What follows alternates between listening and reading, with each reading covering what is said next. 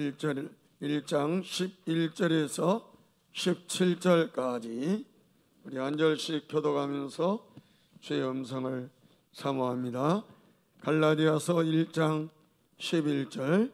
형제들아, 내가 너희에게 알게 하노니 내가 전한 복음은 사람의 뜻을 따라 된 것이 아니니라. 이는 내가 사람에게서 받은 것도 아니요 배운 것도 아니요 오직 예수 그리스도의 계시로 말미암은 것이라. 내가 이전에 유대교에 있을 때에 행한 일을 너희가 들었거니와 하나님의 교회를 심히 박해하여 내라고. 내가 내 동족 중 여러 영갑자보다 유대교를 지나치게 믿어 내 조상의 전통에 대하여 더욱 열심히 있었으나 그러나 내 어머니의 태로부터 나를 택정하시고 그의 은혜로 나를 부르시니가 그의 아들을 이방에 전하기 위하여 그를 내 속에 나타내시기를 기뻐하셨을 때에 내가 곧 혈육과 의논하지 아니하고 같이요. 또 나보다 먼저 사도된 자들을 만나려고 예루살렘으로 가지 아니하고 아라비아로 갔다가 다시 다메섹으로 돌아갔더라. 아멘. 우리 옆 사람들을 축복하고 우리 격려하겠습니다. 아멘. 이 자리에 올라오신 모든 성도님들 주님의 이름으로 축복합니다. 우리 함께 옆에 계신 분께 인사하겠습니다. 이 복음은 내가 받은 복음입니다. 이 사명은 한 번 더 하겠습니다. 이 사명은 나만 감당할 수 있습니다.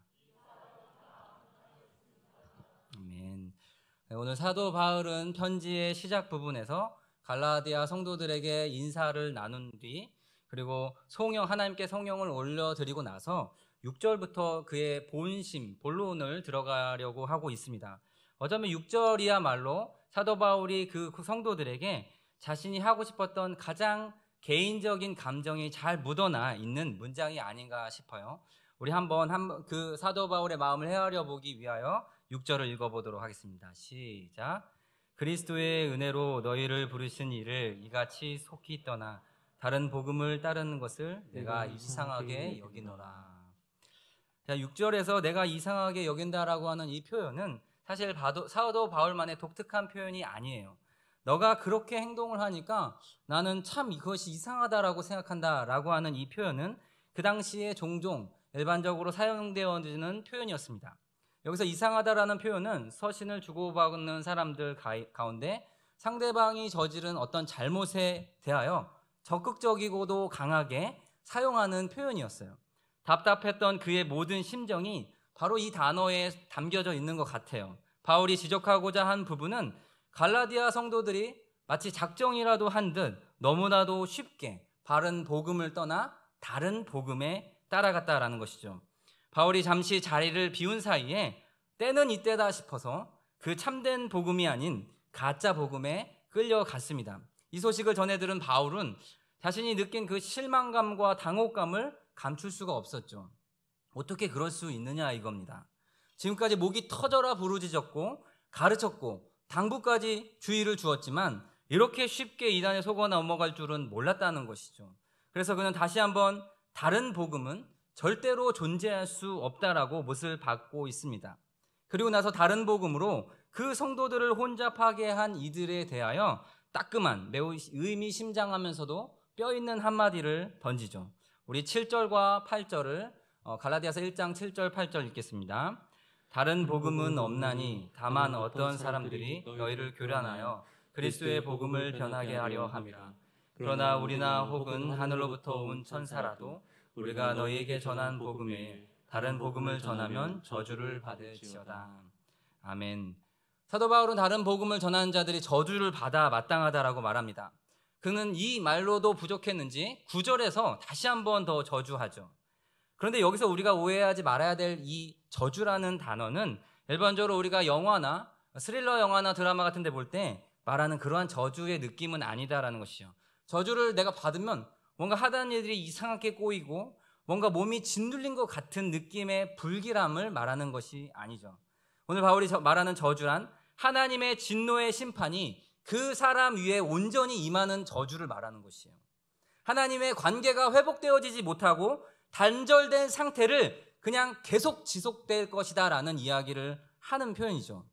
사실 바른 복음이 없이 이 땅을 살아가는 수많은 사람들이 이 저주 가운데 있지 않습니까? 그러니까 저주하는 것이라고 보기는 어렵죠. 세상 사람들은 자신의 삶에서 혹시라도 어떤 불길한 일이, 저주스러운 일이 올지 모른다라는 불안감 때문에 또 미신을 쫓아가고 또 무당을 찾아가는 것이 있지만, 사실 이미 그들은 저주 가운데 살고 있다라는 그 절망감을 스스로 깨달아야 하는 것이죠. 자신이 이미 저주 아래에 있다라는 사실을 깨닫지 못하고 죽는 것보다 더 큰 비극은 없습니다. 왜냐하면 이 세상에서 받을 저주라고 해봤자 그저 무섭고 불길하고 짓눌리는 듯한 저주이겠지만, 죽음 이후에 하나님 앞에 심판 앞에 선다는 것만한 저주가 어디에 있겠습니까? 8절에서도 바울이 고백하듯 다른 복음을 전하는 사람은 그가 어떤 누구라고 할지라도, 심지어 하나님이 보내신 천사, 하나님이 보내신 목자라고 할지라도 지옥 심판을 면할 수 없다라고 따끔하게 이야기하고 있죠. 바울에게 있어서 다른 복음을 그토록 그에게 문제가 되어지는 것은 그것으로 인해서 진정한 복음이, 참된 복음이 왜곡되어져 복음이 복음되어지지 않게 하는 것이죠. 조금 더 구체적으로 말씀드리면, 오직 하나님의 은혜로만 구원을 얻을 수 있다라고 하는 이 바른 복음에 그것을 왜곡시켜 쓸모없는, 쓸데없는 복음으로 바꾸기 때문에 다른 복음은 무슨 일이 있어도 처단해야 되는 것이죠. 이것은 마치 아주 효과가 좋은 95%나 되는 코로나 백신이 있는데 어떤 저주받을 사람이 의도적으로 사람이 사는 게 마음에 안 들어서 그 백신을 상온에 일부러 노출시켜 버리는 것과 같은 것이에요. 어렵게 구한 그 귀한 백신을 맞아도 아무런 효과를 얻을 수 없게 만드는, 쓸모없는 백신으로 만드는 그 역할을 지금 누가 하려고 한단 말입니까? 누군지는 모르지만 그 사람은 우리가 코로나를 극복하는 것을 너무나도 원하지 않는 사람인 것 같아요. 바울이 말하는 다른 복음을 전파하는 존재들이 바로 이러한 사람들이라는 것이죠. 그들은 우리가 바른 복음을 믿어서 하나님과의 관계가 회복되는 게 배알이 뒤틀리는 사람들입니다. 은혜가 아닌 행위로 자신의 어떤 개인적인 이득을 취하려 하는 자들은 저주를 받을지어다 라고 말하는 것이죠. 일반적으로 은혜의 복음 위에 행위를 얹게 되면 이러한 일이 벌어지죠. 로마서 11장 6절을 함께 읽겠습니다. 만일 은혜로 된 것이면 행위로 말미암지 않음이니 그렇지 않으면 은혜가 은혜되지 못하느니라. 따라서 은혜가 은혜되어질 수 없도록 필사적으로 가로막는 자가 있다면 그가 하나님의 어떤 부르심을 받고 보냄을 받았다 할지라도 저주가 마땅하죠. 따라서 복음은 무슨 일이 있어도 은혜로서 설명해야 됩니다. 오직 은혜만을 가지고 복음을 설명해야 되지, 은혜와 함께 행위를 섞어서 복음을 만들면 그는 저주받아 마땅한 것이죠. 만약 우리가 어떤 사정에 의해서 어떤 말할 수 없는 이유로 인해서 복음이라는 발음을 할 수 없는, 복음이란 단어를 말할 수 없는 상황이 되었다고 가정해 보겠어요. 무슨 이유에서인지 이제는 복음이란 단어를 말할 수 없어요. 그럴 때 우리가 그 복음을 대신할 수 있는 가장 적합한 단어는 아마도 은혜라고 할 수 있을 것 같아요. 그러므로 정통과 이단을 가르는 그 기준은 구원의 은혜이냐 행위이냐라고 달려 있습니다. 갈라디아서 3장 10절을 함께 읽도록 하겠습니다. 무릇 율법 행위에 속한 자들은 저주 아래에 있나니 기록된 바 누구든지 율법책에 기록된 대로 모든 일을 항상 행하지 아니하는 자는 저주 아래에 있는 자라 하였습니다. 내가 율법을 모두 다 지킬 자신도 없으면서 율법을 지켜서 구원받을 수 있다라고 가르치는 자, 결국 그는 지옥불을 가르치는 자인 것입니다. 어떤 핑계도 이해도 될 수 없어요. 율법을 지키는 것이 성도의 의무가 될 수는 있어도 성도 복음의 의무가 될 수는 없다라는 것이에요. 복음은 율법을 지킴으로 소유할 수 있는 것이 아니다라는 것이죠. 이 사실을 증명하기 위해서 사도 바울은 부득이하게 자신의 아주 지극히 개인적인 사적인 이야기를 할 수밖에 없었어요. 그는 사람들에 의해서 만들어진 복음을 믿은 것이 아니라 하나님으로부터 그 복음을 증거하기 위해 어떻게 그가 은혜로서 복음을 받았는지를 설명하고 진솔하게 나열합니다. 우리 본문 13절과 14절을 읽겠습니다. 내가 이전에 유대교에 있을 때에 행한 일을 너희가 들었거니와 하나님의 교회를 심히 박해하여 멸하고 내가 내 동족 중 여러 영겁자보다 유대교를 지나치게 믿어 내 조상의 전통에 대하여 더욱 열심히 있었으나. 자, 자신의 실수와 잘못을 인정하는 게 정말 쉬운 게 아니에요. 특별히 높은 자리에 올라가면 올라갈수록 솔직하게 실수를 인정하기가 쉽지 않습니다. 그 사실을 그것을 입증하는 건 어렵지 않아요. 우리나라뿐 아니라 전 세계에 많은 높은 자리에 계신 분들 도통 자기의 실수가 눈앞에 뻔히 드러났음에도 불구하고 법원에서 판결해 줄 때까지 인정하지 못하는 모습들 보지 않습니까? 사도인 바울은 자신이 교회의 리더였음에도 불구하고 그 과거를 이야기하고 있어요. 누가 까발려서 법원이 판결을 내려서 인정하는 게 아니라 거기까지 가기도 전에 이미 인정하는 것이죠. 과거에 예수 믿는 자들을 엄청나게 핍박했고 정말로 리더로서 인정받기에는 한 저지른 일이 너무 많은 그의 영적 방황기를 신인하는 것이죠. 이제 그는 하나님의 말씀을 전해야 하는 사도로서 교회의 모든 성도들에게 진정한 삶, 그리스도의 삶은 무엇인지 권면해야 되는 이 위치에 있음에도 불구하고 돌이킬 수 없는 그 죄악들을 고백합니다. 과연 취소할 수 없는 그 과거를 가지고 영적 권위를 가르친다는 게 가능할까요? 모르긴 몰라도 겉으로는 저 사람의 그런 부조리함과 잘못된 모습들을 보면서도 겉으로는 인정하는 것 같아 보이지만 속으로는 따르지 않는다라는 것이죠. 학창시절에 자신의 동료에게 폭행을 가한 과거가 드러나는 사실 하나만으로도 국가대표에서 퇴출당하고 박탈당할 수 있는 세상입니다. 진심으로 그들이 반성했는지 안 했는지 누구도 단정 지을 수 없지만 설령 그들이 진심으로 회개했다 할지라도 이제 우리들이 그녀들을 바라보는 모습은 외모가 어떠하든지 실력이 어떠하든지 국가, 나라를 대표할 수 없다라는 그 불편한 마음을 숨길 수가 없는 거예요. 혹시 이게 무슨 말인지 모르신다면 어리둥절하시다면 네이버에 이재영, 이다영을 쳐보시면 됩니다. 이건 TMI죠. 네. 결국 사람에 따라서 세워지고 사람에 의해서 인정받은 사람들은 그런 꼴을 갈 수밖에 없어요. 사람에 의해서 지명되고 세워진 사람은 자신을 그 자리에 오르게 한 사람들에 의해서 내려와야 합니다. 아무도 그를 진심으로 인정해 주려 하지 않기 때문이죠. 이런데도 불구하고 사도 바울은 왜 자신의 그 불리한 과거를 고백할까요? 마치 스스로 자원하여 사람의 권위 같은 거는 자기가 갖고 싶지 않은 것처럼 스스로 낮추려고 하는 것 같아 보입니다. 본문에서 바울이 굳이 자신의 과거를 드러내야 했던 이유는 참된 복음과 참된 사명은 사람에 의해서가 아니라 하나님으로부터 왔다라는 것을 말하고 싶어서, 주장하고 싶어서 그랬던 것이죠. 오늘 첫 절 갈라디아서 1장 1절을 함께 읽겠습니다. 사람들에게서 난 것도 아니요 사람으로 말미암은 것도 아니요 오직 예수 그리스도와 그를 죽은 자 가운데서 살리신 하나님 아버지로 말미암아 사도된 바울은 그의 첫 인사말과 같이 자신을 사도로서 영적인 목회자로 임명하신 분은 갈라디아 성도들도 아니요 베드로 사도도 아니요 대제사장도 아니요 오직 바울의 목회 사명은 하나님께로부터 온 것이고 그가 받은 복음도 참된 복음이다라고 이야기하죠. 11절에 보면 형제들아 내가 너희에게 알게 하노니 내가 전한 복음은 사람의 뜻을 따라 된 것이 아니라고 말하고 있어요. 이것을 강조하여 이야기하고 싶어서 사도 바울은 의도적으로 자신의 과거를 고백했어요. 사람으로부터 나온 복음과 하나님으로부터 나온 복음이 얼마나 극명하게 다른 속성이고 얼마나 다른 차이점을 가지는지를 보여주기 위함입니다. 사람들에게서 받은 사명은 사람들에 의해서 끌어내려질 수밖에 없어요. 대통령도 백성들이 세운 것이에요. 우리는 왕정이 아니라 민주주의가 가까워요. 국민이 주인인 나라에서는 잘못하면 마음에 안 들면 탄핵도 하죠. 그 방식이 옳으냐 그르냐 난 이런 논쟁은 차지하고라도 일단 민주주의는 그 주권이 국민에게 있죠. 그러나 사도라는 직분은 그렇지 않습니다. 아니 사도뿐 아니라 오늘 우리가 교회에서 받은 모든 직분들이 바로 그러하죠. 사람의 뜻에 좌지우지 될 수 없어요.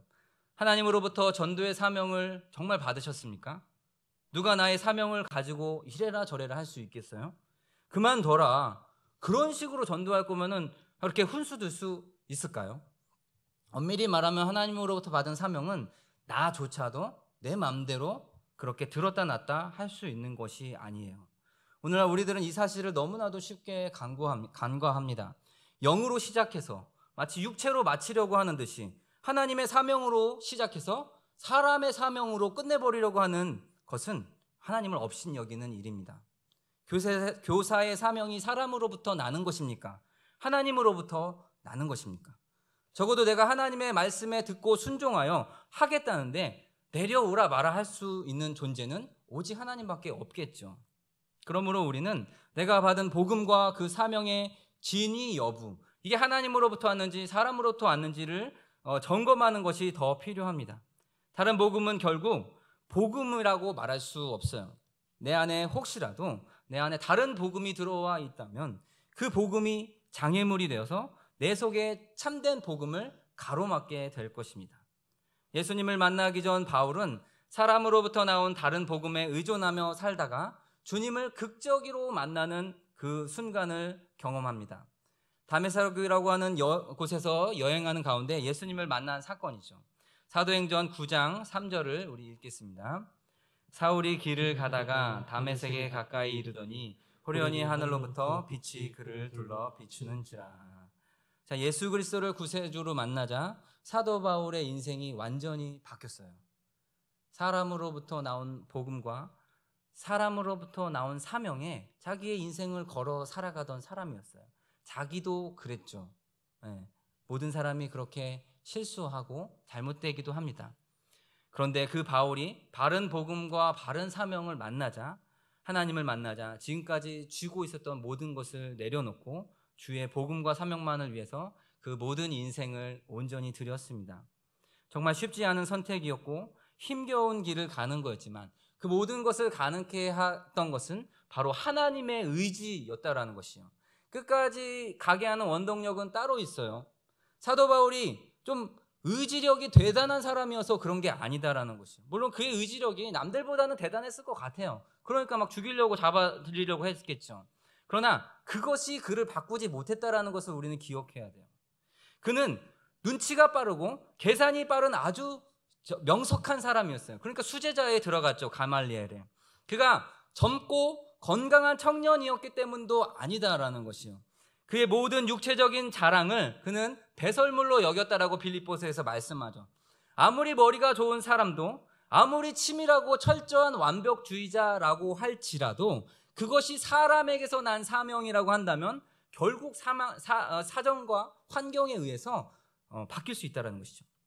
오직 하나님께로부터 나온 사명이라는 그 이유만이 사도 바울의 모든 변화를, 인생의 그 모든 집중한 것들을 설명할 수 있어요. 그 당시 예수 믿는 그리스도인들에게 세상 잔인했던 사도 바울을 바꾼 것은 그 사도 바울이 아니라 하나님의 능력이었습니다. 그 하나님께서 오늘 우리의 마음도 바꿔주실 것을 믿습니다. 우리 갈라디아서 1장 15절부터 17절까지 읽겠습니다. 그러나 내 어머니의 태로부터 나를 택정하시고 그의 은혜로 나를 부르신 이가 그의 아들을 이방에 전하기 위하여 그를 내 속에 나타내시기를 기뻐하셨을 때에 내가 곧 혈육과 의논하지 아니하고 또 나보다 먼저 사도된 자들을 만나려고 예루살렘으로 가지 아니하고 아라비아로 갔다가 다시 다메섹으로 돌아가노라. 이 시간 그 바울이 받은 은혜와 또 그 복음, 그것이 내가 받은 은혜와 복음이 같은 종류인지 한번 비교하면서 따라오면 어떨까 싶습니다. 성경에 기록된 바울이 받은 복음, 그것이 그가 받은 복음도 진짜가 아니고 가짜였다라고 하면 과연 누가 정말로 된 바른 복음을 받고 있겠다라고 얘기하겠어요? 바울의 복음은 우리는 의심할 수 없어요. 그렇다면 오늘 그의 복음이 과연 나의 복음과 비교했을 때 다르다면 그거는 좀 생각해 봐야 될 것이고, 같다면 내 복음도 진짜라고 안심하면 될 것 같아요. 혹 뭔가 내가 알고 있던 복음이란 다르다라고 한다면 나를 의심할 수밖에 없어요. 사도 바울은 자신이 언제 구원받기로 결정되어졌는지를 이야기하면서 복음을 시작합니다. 바울이 구원받기로 내정된 시점은 그가 다메섹 여행 가운데 그 빛을 받고 꼬꾸라졌을 때 예정됐다라고 말하지 않습니다. 앞을 못 보고 실명하여서 그 교만해져 있던 마음이 와르르 무너져서 이제 그 겸손한 마음을 보니 너를 구원받아도 되겠다라고 생각한 것이 아니다라는 것이죠. 그는 자신이 태어나면 범죄를 짓지 태어나기 전에 범죄 짓기는 어렵잖아요. 그런데 태어나서 범죄를 짓기도 전에 이미 엄마 뱃속에서 내가 구원받기로 결정되어졌다라고, 예정되어졌다라고 고백합니다.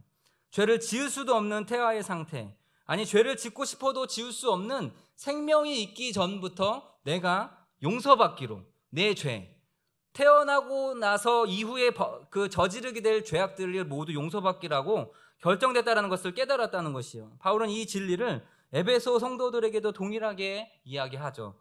에베소서 1장 4절과 5절 함께 읽겠습니다. 곧 창세전에 그리스도 안에서 우리를 택하사 우리로 사랑 안에서 그 앞에 거룩하고 흠이 없게 하려고 그 기쁘신 뜻대로 우리를 예정하사 예수 그리스도로 말미암아 자기의 아들들이 되게 하셨으니. 자, 세상을 창조하기도 전에 나는 구원받기로 예정된 줄로 믿습니다. 다만 그 사실을 우리는 태어나고 나니 깨달은 거예요. 이것이 바울의 복음이고 오늘 우리의 복음이에요. 이 말은 내가 짓지도 않은 죄를 이미 용서받았다라는 말을 하는 게 아니에요. 그것은 논리도 맞지 않죠. 우리가 살아가면서 하나님 앞에서 범죄한 모든 것을 그리스도의 십자가로 용서받는 것은 맞는데, 이는 나의 회개의 모습이 내비쳐져서 회개할 만한 모습이 나타나서가 아니다라는 것이에요. 그게 태어나고 나서 용서받기로 결정된 거하고 태어나기도 전에 용서받기로 결정된 게 뭐 그렇게 중요합니까? 시점이 뭐가 중요합니까? 용서받으면 땡이지라고 말할 부분이 아니다라는 것은, 태어나기 전에 내가 용서받기로, 구원받기로 결정되었다는 얘기는 내 어떠한 주장과 내 의로움을 자랑할 것, 내가 자랑할 것은 아무것도 없다라는 것을 말하는 것이죠. 그러므로 이 모든 게 은혜라는 단어가 아니고는 설명할 수가 없어요. 죄를 지은 죄인이 자신의 죄를 회개하고 예수를 믿고 의지하며 나아와야 하는 것은 맞아요. 그런데 그 구원에 대한 모든 계획은 태초에 하나님으로부터 계획된 것입니다. 참여하는 나의 마음도, 하나님을 믿고자 하는 마음도 돌이켜보면 나의 깊은 어딘가에서 끌어올려진 것이 아니라 주님께서 다 하게 하셨다라는 결과에 의한 것이죠. 그렇기에 이렇게 복음을 가진 자는 절대로 자신의 복음을 갖고 거만해지거나 교만해질 수 없어요. 복음을 소유하지 못한 자들을 바라보면서 긍휼히 여기지 못하는 것도 건강한 신앙은 아니다라는 것이죠. 오늘 내가 소유한 이 구원의 은혜가 사도 바울과 같은 줄로 믿습니다. 그리고 그 다음으로 우리는 바울이 받은 그 복음 자체가 복음이 최종 목적지가 아니다라는 것을 오늘 본문에서 알게 돼요. 언제나 복음이 주어지는 곳에는 반드시 사명이 뒤따라오게 되어 있습니다. 우리는 복음이 가져온 결과, 솔직하게 말해서 천국 가는 거, 그것이 정말 그거에 대해서는 지대한 관심을 보이면서도 그 복음이 나에게는 주어졌지만 오늘 지하철 옆자리에 앉았던 그 사람에게는 왜 주어지지 않았는지에 대해서는 별 관심이 없어요. 매일매일 스쳐 지나가는 사람들에게 복음을 주실 수 있는 능력이 있으신 분이 왜 콕 나만 찍어서 주셨는지에 대해서 고민하지 않으려는 경향도 있습니다. 알게 되면 마치 내 인생에 큰일이라도 생기는 것 같이 생각하는 것 같아요. 사실 바울의 모습을 보면 진짜로 큰일이 벌어졌죠. 박광식 선교사님의 말씀대로 선교사 잘못 만나면 인생이 참 꼬여요. 그죠? 네. 그렇습니다. 맥락을 잘 이해해야 돼요. 그리고 꼬이니까 하지 말아야겠다가 아니라 왜 꼬였는지만 얘기하면 뭐 그래요. 터키에서 순교하지 않았습니까? 박광식 선교사님 만나서 기타를 그렇게 잘 치셨던 분이었는데, 근데 뭐가 비극이냐? 어떤 사람들은 이것을 보고 비극이라고 얘기를 해요. 사람 잘못 만나서 인생 꼬였다고. 그런데 나중에 보겠지만 과연 내가 어떤 인생을 사는 것이 비극인지를 우리는 보기를 원합니다. 다메섹 도상 주변에 구원받아야 할 사람이 많이 있었는데 그 많은 사람 가운데 왜 바울만 하나님께 선택되었습니까? 왜 바울만이 복음을 받게 되었는지, 그리고 왜 나에게도 그와 같은 복음이 주어지는지를 살펴보기 원해요. 우리 16절을 한 번 더 읽어보도록 하겠습니다. 시작. 그의 아들을 이방에 전하기 위하여 그를 내 속에 나타내시기를 기뻐하셨을 때에 내가 곧 혈육과 의논하지 아니하고. 자, 여기서 그의 아들은 누구겠어요? 바로 예수 그리스도이겠죠. 이방이란 유대인이 아닌 모든 사람들을 뭐 이방이라고 그가 유대인이니까. 그러니까 유대인들만 예수 그리스도의 복음을 누리는 것은 너무나도 불공평하다라는 그 사실 때문에 하나님이 바울을 지목한 것이에요. 복음은 유대인들만을 위한 것이 아니라 모든 나라와 모든 족속들을 위한 것인데 그 순간 바울이야말로 너무 적합한 사람이었어요. 유대인이었던 사도 바울은 바리새파 교육을 받은 정통 유대인이었어요. 그런데 그는 유대인뿐만이 아니라 그가 태어난 곳은 정통 유대 땅이 아니라 헬라 문화권, 다소라고 하는 그리스 문화권이었다라는 것이죠. 예를 들어서 오늘날로 치면 핏줄은 대한민국 사람인데 태어난 곳은 캄보디아라고 해보겠습니다. 그래도 부모님은 생각이 좀 있으신 분이셨는지 한국어만 가르치지 않고 캄보디아어도 동일하게 같이 가르쳤어요. 왜요? 한국인이었던 부모의 기독교 신앙을 캄보디아에 있는 영혼들에게 그 다음 세대에게도 잘 가르치기 위해서겠죠. 그래서 일반적으로 사역의 그 꽃을 피우는 시기는 2세대에서부터 나온다라고 이야기해요. 부모는 이미 뼛속까지 깊은 한국 사람입니다. 프놈펜에 살면서도 한국 마트를 가야 돼요. 살고 싶으면. 선교사가 최선을 다해서 그 마음 그들 속에 녹아 들어가야 된다고 말은 하지만 사실 자식을 이기는 부모는 없죠. 캄보디아에서 태어나고 자라난 한국인은 새로운 정체성을 가지게 됩니다. 현지 언어에서부터 부모를 이미 능가하게 되고 캄보디아인의 생활 패턴, 그 문화까지도 자신에게 대입하여 성장하게 되는 것이죠. 지금 사도 바울이 그러한 배경을 가지고 있다는 것이에요. 그는 그리스의 헬라어와 그리고 이스라엘의 히브리어를 둘 다 잘 사용할 수 있었고 헬라 이방 민족의 생활 방식도 익숙한 사람이었어요. 그런데 그런 바울이 받아야 할 복음이 갈릴리에 있는 혹시 그 베드로의 이웃집 사람에게 바울에게 줄 그 복음을 베드로 이웃집 사람에게 줬다라고 생각하는 게 어울릴까요? 왜냐하면 바울에게 주신 복음 안에는 이방인의 사도를 향한 그의 사명이 세트로 담겨 있기 때문에 그래요. 이방인의 사도를 위한 복음으로는 누구보다도 사도 바울이 적격이에요. 이것은 사도 바울이 그러한 복음을 받기 위하여 자신이 인간적으로 계획하고 그러한 배경 조건을 사도 바울이 만들지 않았다라는 것이죠. 태초부터 하나님께서 사도 바울을 통해서 계획하셨습니다. 그러므로 이제 우리 오늘 나의 상황으로 다시 돌아와서 하나님은 왜 나에게 바울이 받았던 참된 복음을 나에게도 주셨는가를 고민해보지 않을 수가 없어요. 여러분 왜 이 자리에 있습니까? 그죠? 나의 영생 복락만을 추구하기 위해서 이 자리에 있다라고 말할 수 없겠죠. 내가 계획한 것은 아니지만 하나님께서 계획하신 사명을 발견해야 됩니다. 에스더는 왜 자신이 이방 나라의 왕비가 되어야 했는지 몰랐어요. 다니엘도 운명적으로 이방의 여러 왕들을 섬기는 높은 자리에 있었습니다. 느헤미야도 다를 바 없죠. 멸망한 나라의 백성치고는 꽤 좋은, 제국에서 좋은 자리를 차지했어요.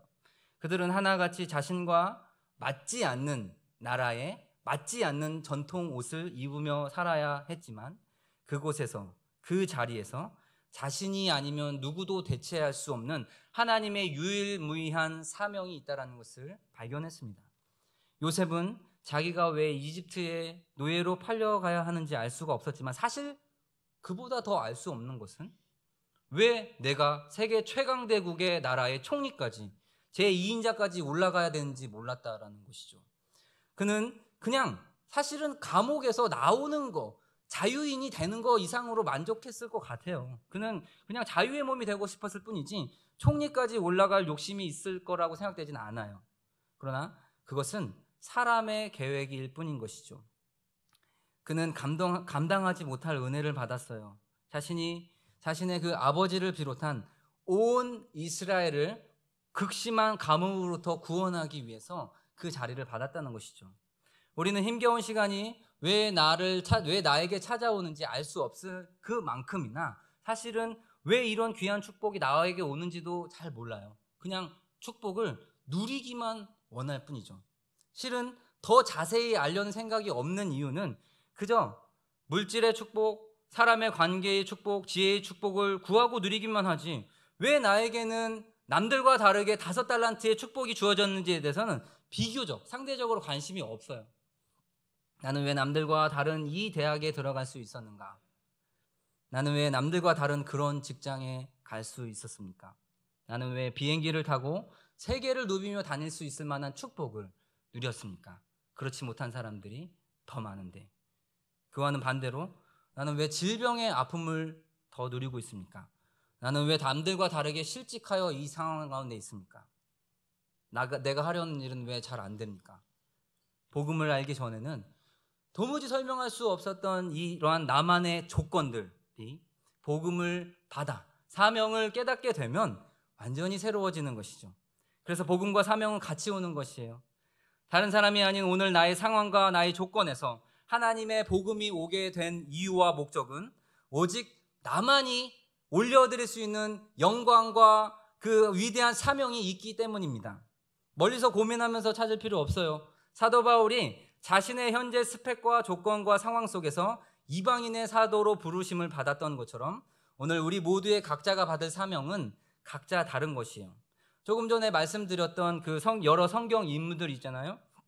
그들에게 공통적으로 발견되는 것이 있다면 모두 다가 유대인이었으면서도 살았던 곳은 이방인들과 살아야 하는 그 비참한 현실 가운데 있었다라는 것이죠. 여기 계신 분들에게도 이러한 어려움은 없을까요? 이것은 오늘 우리가 살아가는 현실과 같죠. 그러나 그들은 이방인들에게 자신의 삶의 모습과 자신의 그 생각들이 흡수되어지고 빼앗겨진 것이 아니라 그곳이 주님이 부르신 곳임을 믿으며 흡수되어지지 않고 살았다라는 것이요. 로마서 12장 2절 우리 함께 읽어보도록 하겠습니다. 너희는 이 세대를 본받지 말고 오직 마음을 새롭게 함으로 변화를 받아 하나님의 선하시고 기뻐하시고 온전하신 뜻이 무엇인지 분별하도록 하라. 그들은 세상 속에 살아가지만 세상을 본받지 않았습니다. 우리들 역시 우리는 영적 아브라함의 자손이지만 영적 바벨론의 세상 한가운데서 그들과 부딪히며 살아가는 선교사라는 것을 기억하기 바랍니다. 우리는 그들과 섞여 살기 위해서 어쩔 수 없이 그들의 말투를 알아요. 어떤 사람들은 이게 무슨 말을 하는지 알 수 없지만 우리는 그들과 살다 보니 그들과 흡수되지 않고 섞이지는 않지만 무슨 욕을 하는지 무슨 불평을 내뱉는지 왜 그런 상황 가운데 왜 짜증이 드는지 다 안다라는 것이에요. 누가 위로해 줄 수 있겠습니까? 뭔 말을 하는지 도저히 못 알아듣는 사람이 어떻게 그들을 위로할 수 있겠어요? 바로 내가 할 수 있는 것이에요. 여러분이 계신 그 바벨론의 영역을 대체해 줄 사람은 아무도 없어요. 다니엘이 살던 곳이 바벨론이에요. 바벨론 제국 문화에 이집트 문화에 더 익숙한 요셉이 그곳의 사명을 맡을 수 있을까요? 에스더 왕비가 살던 페르시아 문화 속에 히브리 문화가 익숙했던 마리아가 살 수는 없겠죠. 우리가 주님의 복음을 경험하는 순간부터 주님의 사명은 바로 그 자리에서 출발합니다. 주님이 부르신 그곳에서 우리가 예배해야 할 것을 믿습니다. 그러므로 이제 내가 그들의 맞춤형 선교사가 되어 이방인의 사도가 되어야 할 줄로 믿습니다. 이를 위하여 내가 하나님의 복음을 받았습니다. 어떤 면에 있어서 하나님의 나라에는 공짜가 없어요. 예수 그리스도를 전하게 하시려고 주님이 나를 택하셨다는 것이죠. 이 사실을 무시하며 살아가는 것, 사명의 눈길조차 주지 않고 직장 속에서 구원받아야 할 영혼들을 잊고 살아가는 것은 내가 받은 복음의 참된 의미조차 잊어가고 사는 것이요. 말씀을 마치려고 합니다. 지금 이 시간에 내 머릿속에 떠오르는 이방인은 없습니까? 그 영혼의 구원을 위하여 하나님께서 나를 부르신 줄로 믿습니다. 올바른 복음은 사람이 아닌 하나님으로부터 나오는 것이죠. 또한 참된 복음은 그것이 주어질 때 참된 사명도 같이 온다라는 것이에요. 복음만 받고 싶어하는, 복음과 천국만 받고 싶어하는 것은 부끄러운 행동인 줄 알아야 합니다. 우리는 사명에 순종해야 될 이유가 있어요. 주님은 우리가 받을 복음을 위하여 자신의 욕심을 버리셨습니다. 십자가 위에서 죽어 희생하시기까지 자기 삶을 남김없이 우리에게 주셨어요. 바울에게는 스스로 고백하기에도 부끄러운 자신의 과거의 삶까지도 하나님께서 그 모든 과거를 바꾸셔서 이방인의 사도로 섬길 수 있는 섭리 아래 쓰임받았다라고 고백하고 있어요. 이제 우리는 정신없이 바쁘게 돌아가는 이 세상에서 달리던 그 달리기를 멈추어 서서 나는 지금 어디로 가고 있는지 점검해 보아야 할 때입니다. 내가 만약 제대로 된 그러한 바른 길을 가고 있다라면 다시 힘을 내어 달려가시기 바랍니다. 그러나 혹 내가 받은 사명이 흐리멍텅하여 불분명하는지 보게 된다면, 그렇다면 우리는 그것을 돌이켜야 될 줄로 믿습니다. 그리고 내가 있는 그곳이 선교지임을 믿고 마음에 새기고 살아가기를 원합니다. 존 파이퍼 목사는 수십 년 전에 이 사실을 깨닫고 인생을 낭비하고 허비하며 사느니 살 바에는 차라리 목숨을 잃는 게 더 낫다라고 과격하게 설교했어요. 이것은 목숨을 잃어도 된다는 말을 하는 것은 아니죠. 목숨을 잃을까 두려워서 아무것도 하지 않고 사명을 잃어버린 채 살아가지 말라라는 것이에요. 그것이 오늘 이 소중한 시간을 낭비하는 것이죠. 내 인생의 목표가 이제 더 이상 돈을 벌어도 되지 않을 만큼, 노동을 하지 않아도 될 만큼 많이 벌어서 어느 제주도의 해변가에 늘어진 해먹 위에 앉아 그날에 주워온 조개 껍데기를 세어보는 것이 되어서는 안 될 것입니다. 파이퍼 목사는 그러한 삶이야말로 가장 비극적인 삶이랬어요. 터키에서 선교사로서 인생을 단축시켜서 죽는 게 비극이 아니라 조개 껍데기를 얼마나 주었는지 하나님 앞에 그 하늘나라에 올라가서 자랑하는 게 비극이라고 했다라는 것이죠. 그것이 인생을 낭비하는 것입니다. 그런 목표야말로 조개 껍데기야말로 하나님이 아닌 사람이 준 사명이겠죠. 오늘날 그 사람들이 그토록 꿈꾸는 사명 아닙니까? 오늘날 많은 사람들이 그렇게 바라는 꿈이 조개 껍데기 아니에요? 지금 나는 무엇을 위하여 이 땅을 위하여 사모하고 있습니까? 사람을 살리는 것, 영혼을 살리는 것, 이것이 바로 우리를 향한 하나님의 사명인 줄로 믿습니다. 지금 부를 이 노래가 상한 영혼을 일으키는데 마중물이 되어지기를 주님의 이름으로 축복합니다. 우리 다 함께 일어나서 찬양 부르시고 그렇게 함께 기도하겠습니다.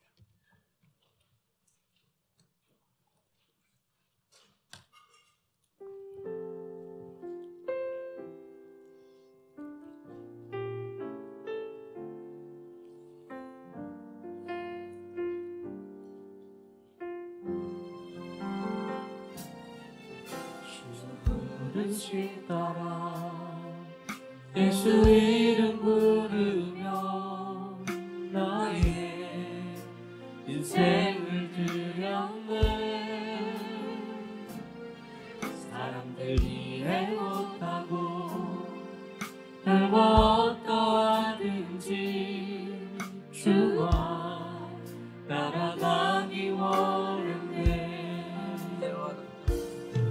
이제와 돌이켜보니 그저 부끄러울 뿐 모두 다 주의 은혜라.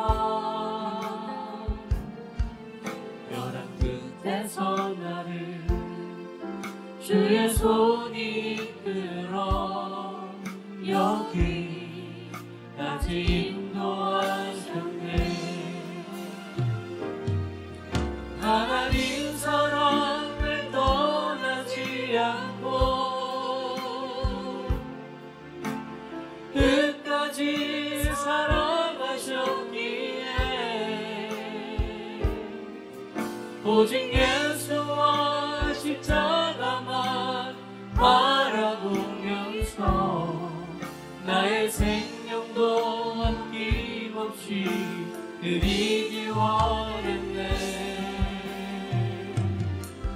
내 노래가 사는 영혼이 일으켜 다시 살게 하는 노래가 되기 주의 올게 착한 이뿐이라 칭찬받기 나와. 내 노래가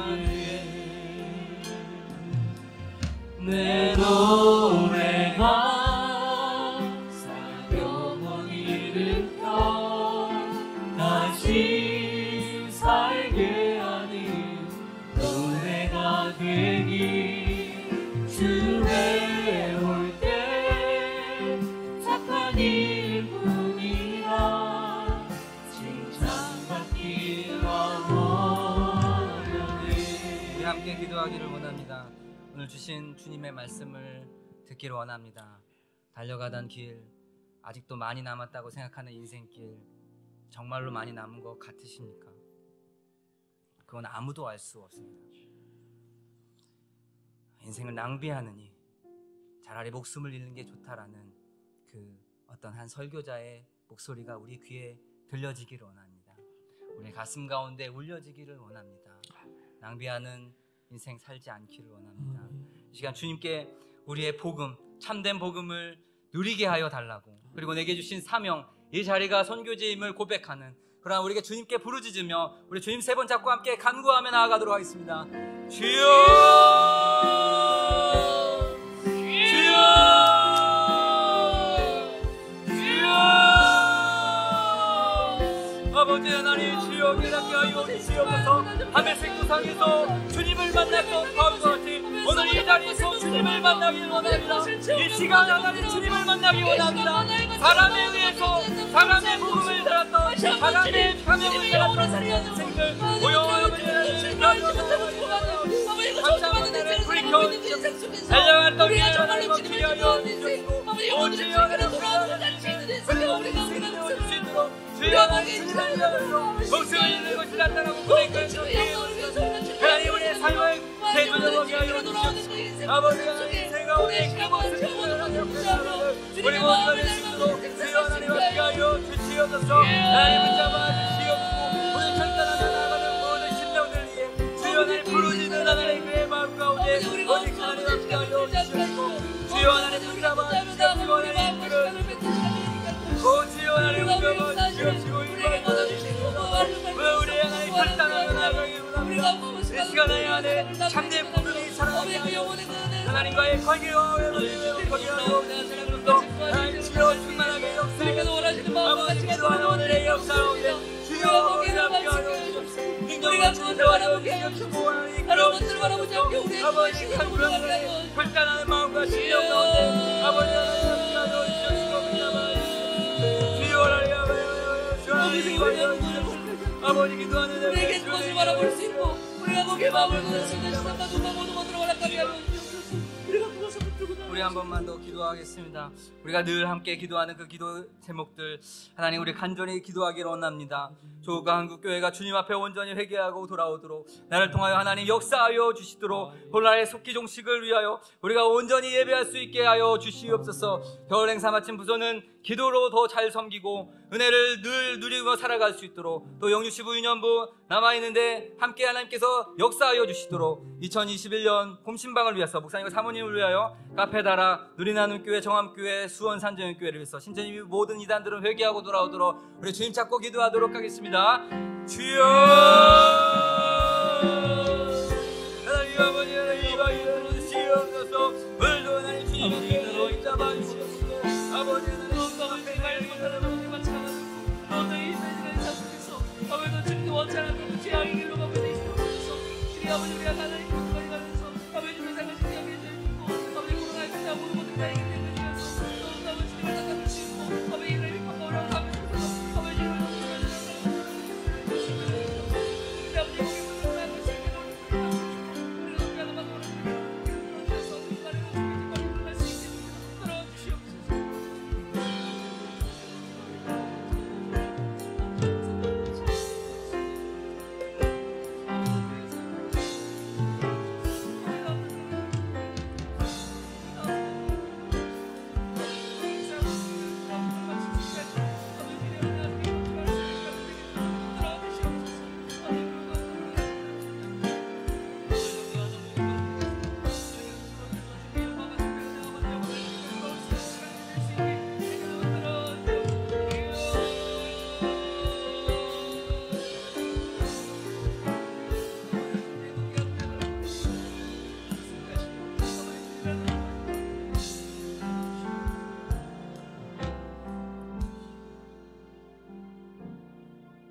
하나님 아버지 은혜를 감사합니다.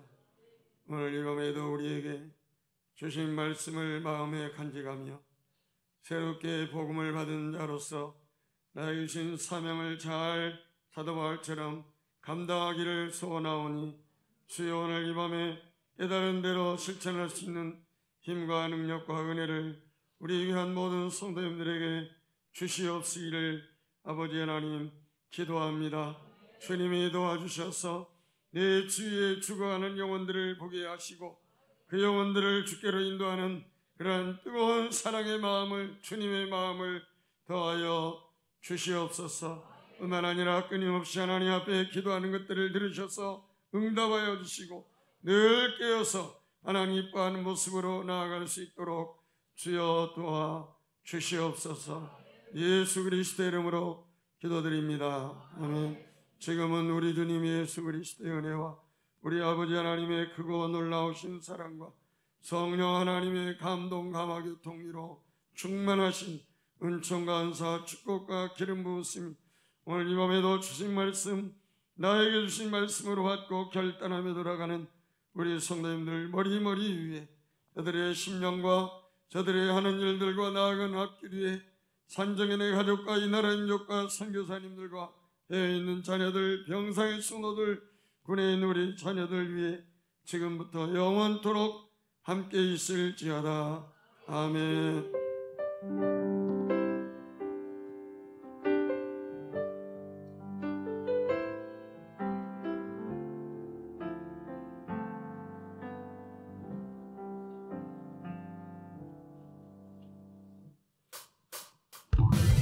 주의 꿈을 안고 일어나리라. 선한 능력으로 일어나리라. 이 땅의 부흥과 회복은 나로부터 시작되리. 주의 꿈을 안고 일어나리라. 선한 능력으로 일어나리라. 이 땅의 부흥과 회복은 나로부터 시작되리. 저 높은 하늘 위로 밝은 태양 떠오르듯이 날 주저앉지 않으리. 어떤 어려움에도 주의 길을 선택하리. 이 가운데로 걸으리. 주님은 내게 모든 믿음 가지고 세상에 나타내리라. 놀라운 주의 사랑을. 주의 꿈을 안고 일어나리라. 선한 능력으로 일어나리라.